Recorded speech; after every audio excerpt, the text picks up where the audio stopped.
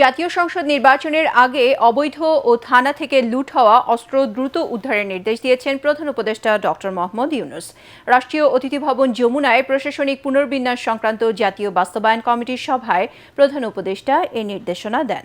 বৈঠক শেষে রাজধানী ফরেন সার্ভিস একাডেমিতে প্রধান উপদেষ্টার প্রেস সচিব শফিকুল আলম এসব তথ্য তুলে ধরেন।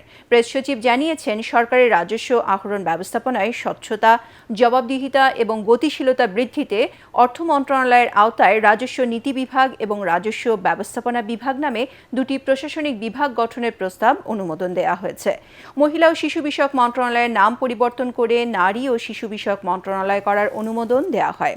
সভায় স্বাস্থ্য সেবা বিভাগ ও স্বাস্থ্য শিক্ষা ও পরিবার কল্যাণ বিভাগ একত্রিত করে স্বাস্থ্য পরিবার কল্যাণ মন্ত্রণালয় পুনর্গঠনের প্রস্তাব অনুমোদিত হয়েছে।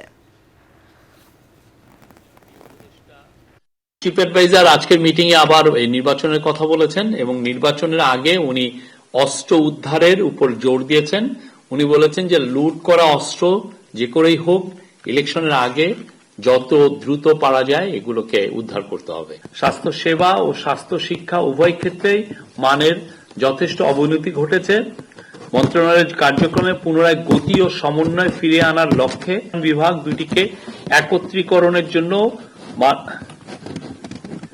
মাননীয় প্রধান উপদেষ্টা সদর অনুমোদন গ্রহণ করা হয়েছে।